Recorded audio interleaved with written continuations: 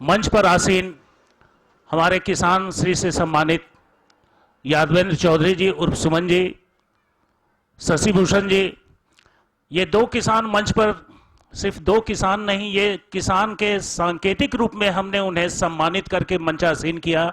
ये सारे किसानों का सम्मान है। तो हम आपके भी बहुत बहुत आभारी हैं कि सरकार की जो भी योजनाएं हैं आपने आगे बढ़ करके उसे अपने सरजमी पे उतारा, और आपके उस अभिनव प्रयोग से, जहां तक मुझे याद है, सुमन जी ने शुरू में जब हमारे विभाग से एसआरआई की योजना, श्री विधि की योजना जब शुरू हुई थी, तो उस समय सुमन जी ने बहुत ही सक्रिय भागीदारी की थी, और उस कार्यक्रम में इनकी उपलब्धि को देखते हुए उस वक्त उन्हें किसान श्री से भी पुरस्कृत किया गया था। तब से लेकर आज तक इनकी अभिरुचि, इनका प्रयास, कृषि को आगे बढ़ाने में इनकी अभिरुचि लगातार बनी हुई है। आप बहुत बहुत बधाई के पात्र हैं। हम बहुत बहुत आभार व्यक्त करते हैं चांदी के शशि भूषण जी का। मैं अभी हाल फिलहाल इनके दरवाजे तक भी गया था। मैं कटिहार के लिए निकल रहा था, रास्ते में मुझे मालूम हुआ कि शशि भूषण जी का घर यहीं रोड के किनारे है। मैं इनके भी दरवाजे पर गया, और मेरी व्यक्तिगत अभिरुचि थी कि इन्होंने काले गेहूं के प्रभेद की खेती की थी, जिसका कि फेसबुक पर हमारे मुख्यालय के उपनिदेशक ने देखा था, और उनका फेसबुक टैग देख करके मैं इनके दरवाजे पर इनसे मिलने की मुझे प्रेरणा हुई। मैं जानना चाहता था कि ये मोटिवेशन इन्हें कहाँ से मिला, ताकि और दूसरे किसान इनसे सीख लेकर के और कुछ नया करने के लिए सोचें। जानते ही इन्होंने मुझे बताया कि इनके पिताजी अस्वस्थ रहते थे, ईश्वर की कृपा है, ठीक ठाक हैं, 90 वर्ष से ऊपर की उम्र है, और काले गेहूं का जो औषधीय गुण है वो डायबिटीज के किसानों के लिए जो है बहुत सपोर्टिव है। तो उन्होंने अपने पिताजी के स्वास्थ्य को ध्यान में रखते हुए प्रयोगात्मक रूप से एक छोटे से एरिया में इन्होंने काले गेहूं की खेती की। तो इस तरीके का जो अभिनव प्रयोग है किसानों के द्वारा, वो दूसरे किसानों के लिए प्रेरणा का स्रोत काम करता है। तो मेरी उत्कट इच्छा थी, मैं इनके दरवाजे पर गया, मिला, बहुत अच्छा लगा। तो हम आपके आभारी हैं, और आप ऐसे ही नए प्रयोग करते रहें जो हमारे जिले के किसानों के लिए एक नज़ीर बने। तो आपका भी कृषि परिवार की ओर से बहुत बहुत धन्यवाद और आभार।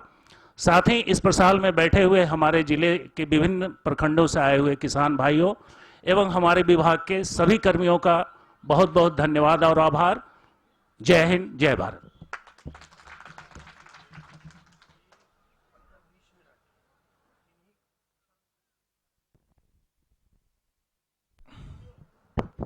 अत्यंत हर्ष की बात है कि आज शुक्रवार है और सरकार की जो घोषित कार्यक्रम है, निर्देश है, उसके अनुसार बुधवार और शुक्रवार 2 दिन जो है किसानों के लिए एक कार्यक्रम होता है। यूँ कहा जाए कि जिस तरह से किसानों की शिकायतों को निवारण के लिए हर एक मुख्यालय में, चाहे पंचायत मुख्यालय हो, चाहे प्रखंड मुख्यालय हो, चाहे जिला मुख्यालय में हो, हर विभाग में एक कमेटी का गठन किया गया है, जो कमेटी किसानों का शिकायत सुनेंगे और उनका त्वरित निष्पादन करेंगे।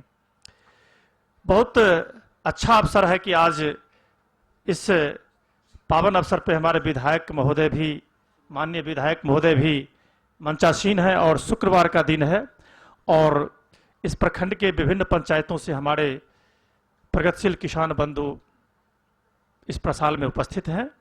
हम चाहते हैं कि यदि किन्हीं किसानों का कोई प्रॉब्लम हो तो कृपया यहाँ पे आकर के अपना प्रॉब्लम बताएंगे, समस्या बताएंगे, और हमारे कृषि विभाग के पदाधिकारी यहाँ पे उपस्थित हैं, डायरी में उनके समस्याओं को नोट करेंगे और यथासंभव उनकी समस्याओं का निष्पादन करने का कोशिश किया जाएगा।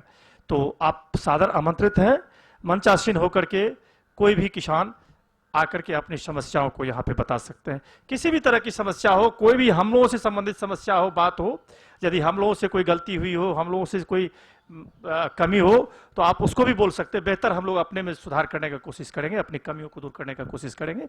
यदि योजनाओं के निष्पादन से संबंधित कोई बात हो, उसमें किसी तरह का विलंब हुआ हो, तो उसके बारे में भी बात करेंगे, ताकि कोशिश किया जाएगा कि उसको कितना जल्दी हो सके विभागीय स्तर पर उसका निष्पादन किया जा सके। धन्यवाद। माइक आप वहीं पे आप बोल। कृपया एक आदमी समझ। पदार ग्राम भोगा क्रिया का एक सहान किसान हूं।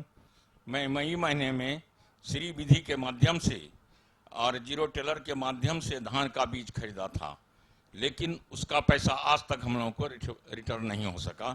मैं पदाधिकारियों से अनुरोध करता हूं कि इस समस्याओं को निष्पादन करने का कष्ट करेंगे। आइए।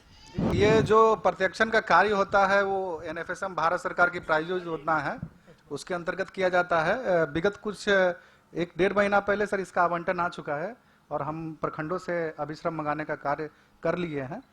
आपको नए जिला कृषि पदाधिकारी आने के बाद, नए जिला कृषि पदाधिकारी के नियुक्ति के बाद आपको 1 सप्ताह के अंदर जी जी सर जी जी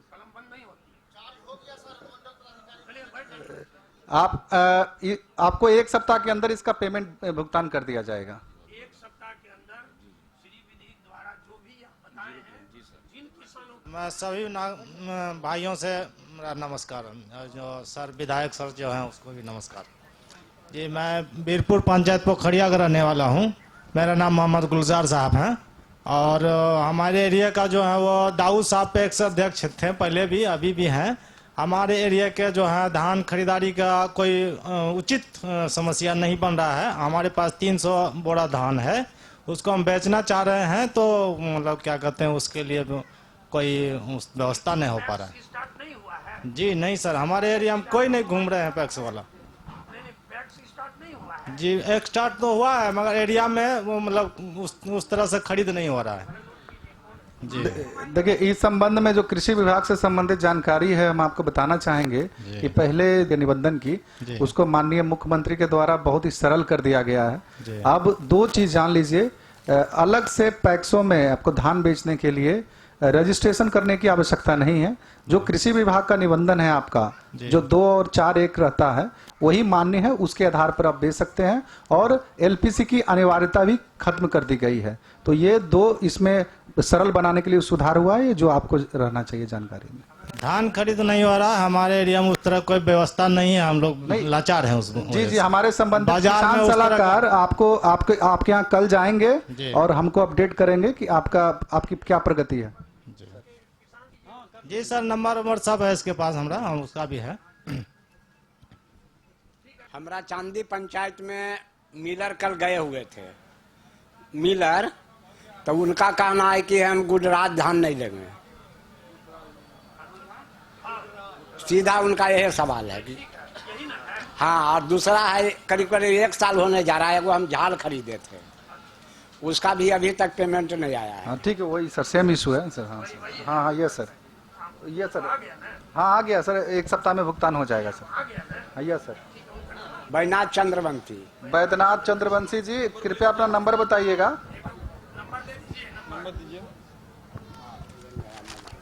जगह में लिखे हुए हैं सर ऊपर वाला बताते हैं, जाइए उनको बता। मोबाइल नंबर सर जी बोला। 76 54 83 93 93 52। चलिए धन्यवाद। और बैजनाथ जी गुजरात धान जो है हाँ ये प्रॉब्लम आया है। हम लोग बात कर रहे हैं ताकि पैक्स गुजरात धान मिले, ये हम लोग बात कर रहे हैं। जिसे 1-2 किलो ज्यादा ले ले, लेकिन ले नहीं सुनिए ना, होता है। अब अगले बार उससे दब धान, सुनिए ना, उसका चावल उससे दब धान ले लिया। उसका चावल जो है ना, वो जो राइस मिल है वो तो अरवा बनाता है ना, तो उसमें ब्रोकन ज्यादा हो जाता है, इसीलिए नहीं ले रहा। जो उसमें तकनीकी चीज है बताए, तो हम लोग बात कर रहे हैं और हमको लगता है कि 1 आध सप्ताह में वो गुडराज भी सब लेगा, जो है हर पैक्स लेगा। बोलिए। मेरा नाम दिनेश कुमार है, चांदी पंचायत से हूँ। हम सिंचाई के अथी से बिजली का जैसे कनेक्शन मिलता है, हम लोग चाहते हैं कि हम लोग का खेत टुकड़ा टुकड़ा में बटा हुआ है। अब मान के चलिए 5 टुकड़ा है तो 5 कनेक्शन लेना पड़ता है, इसलिए चाहते हैं कि मोटर के साथ ही मीटर फिट किया जाए और हम लोग जैसे कि जहाँ भी जिस टुकड़ा में बोरिंग है उस वहाँ पर करके अपना मीटर के थ्रू पानी पटाएं। सुझाव सुझाव है सर। नहीं ठीक है, अभी अभी बहुत बड़ा ये निर्णय देश के एनडीए सरकार ने किया, देश के प्रधानमंत्री ने, कि घर घर बिजली के बाद हर खेत तक बिजली कनेक्शन, ताकि डीजल का पैसा बचे और लागत कम आवे। यही है ना? Yes sir. डीजल का पैसा बचे। अभी आप जो बताए हैं तो उसमें है कि 4 खेत है एक ही जगह तो सामुदायिक व्यवस्था हो जाए, है ना? यही आप बता रहे हैं ना? अब उसी में मीटर भी लग जाए। तो इसको हम लोग देखते हैं, आप बताएं, अच्छा सुझाव है, ये हमारे दिमाग में आ गया, इसको हम बात करेंगे। बिजली विभाग से संबंधित है, हम लोग बात करेंगे पटना स्तर पर जो है एक ही कनेक्शन में वो कर ले, है ना? तो ये ऊपर का मामला है, हम लोग बात करेंगे इसके लिए, उठाएंगे इसको, बात को। समूह बना लेगा, परिवार का ही समूह बना लेगा। हाँ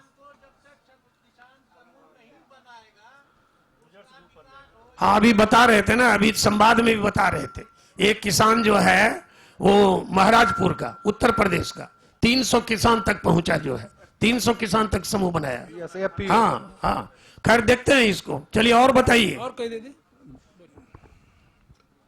कृषि संबंधी बताइए, ज्यादा बेहतर होगा। हम चांदी पंचायत से हैं सर। जैसे कि इस क्षेत्र में मक्का की खेती ज्यादा होता है और अक्टूबर से नवंबर में ज्यादा लगाते हैं, तो कृषि विभाग के जो भी है, मेरा कहना है कि उस बीज में अनुदान दिया जाए, बीज पर अनुदान, मकई बीज पर। हाँ हाँ,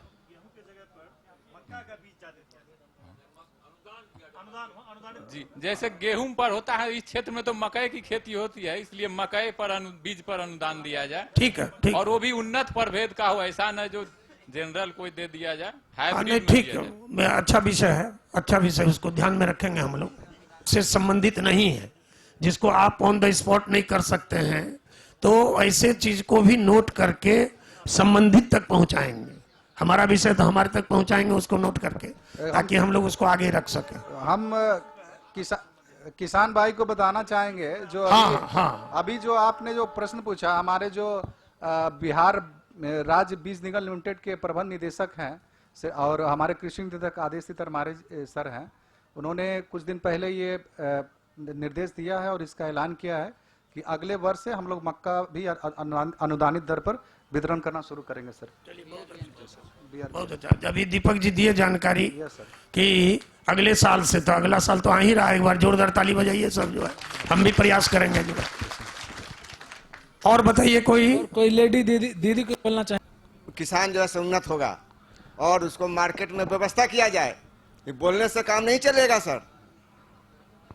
ठीक है राम बाबू, ऐसा है, जैविक खेती ज्यादा से ज्यादा किसान करे, उसके लिए सरकार की योजना भी है।